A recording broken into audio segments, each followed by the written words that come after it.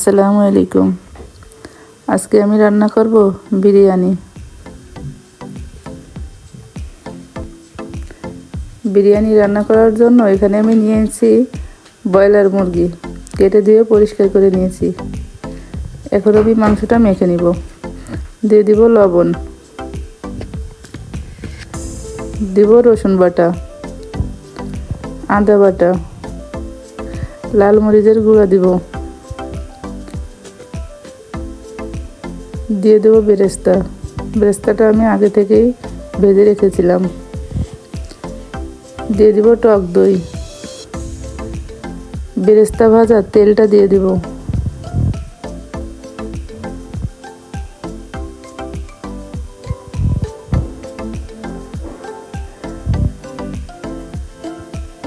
Biryani packet মশলাটা এখন আমি দিয়ে দেব। এখানে আমি 3 ভাগের 2 ভাগ মশলাই দিয়ে দেব, বাকিটা রেখে দেব।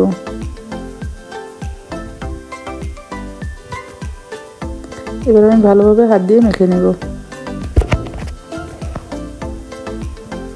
মাখা হয়ে গেছে, এবার আমি রান্নায় চলে যাব। বেরেস্তা ভাজা তেল কিছুটা প্যানে ছিল, ওটার ভিতরে মাংস দিয়ে দেব।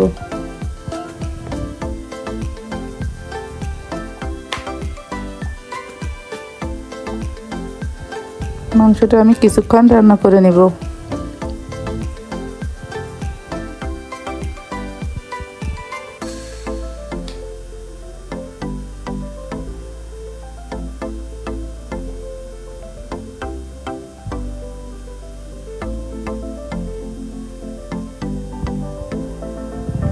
মাংস থেকে অনেকটা পানি বেরিয়েছে, এই পানিতেই মাংসটা সিদ্ধ হয়ে যাবে।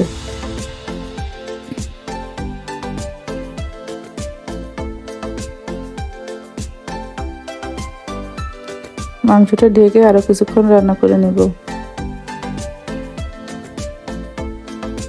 আমি কিছুটা চিনি দিয়ে দিব।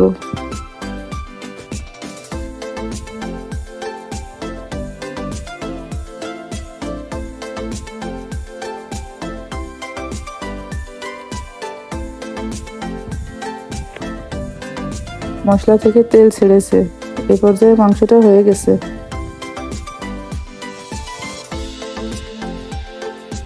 এবার আমি পাত্রে দিয়ে দিব তেল গরম হয়ে গেলে দিয়ে দেব পোলাওর চাল, ধুয়ে পরিষ্কার করে রেখেছিলাম পানি ঝরিয়ে। চালটা আমি ভেজে নিব।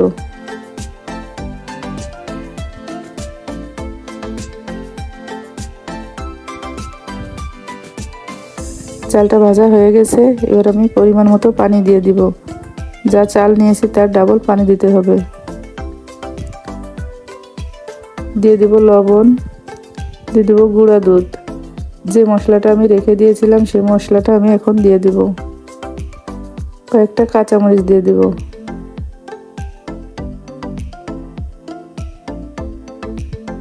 ঢেকে কিছুক্ষণ রান্না করে নিব। রাইসটা আমার প্রায় হয়ে এসেছে, এবার আমি মাংসগুলো মিশিয়ে দিব।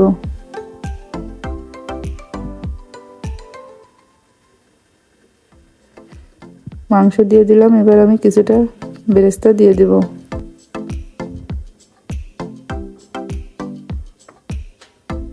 ভালোভাবে মিশিয়ে নিব।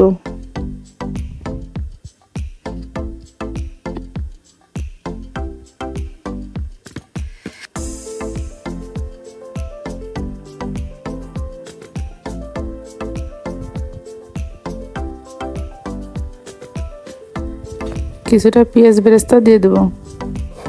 এখন 10 মিনিট দমে রাখবো। লং দিয়ে ঢাকনাটার ছিদ্রটা বন্ধ করে দেব।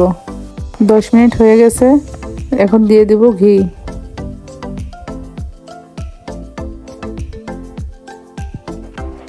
কিছুক্ষণ ঢেকে রাখবো।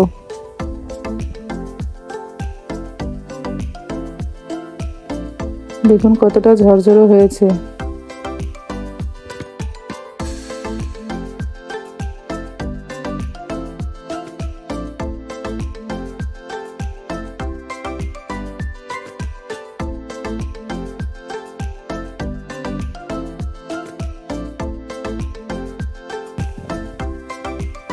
নেড়ে চেড়ে ভালোভাবে মিশিয়ে নিব।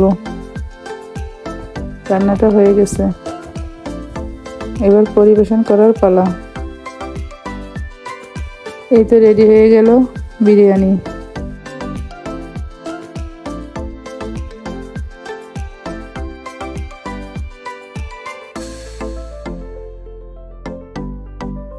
আজ এখানেই শেষ করছি। আল্লাহ হাফেজ।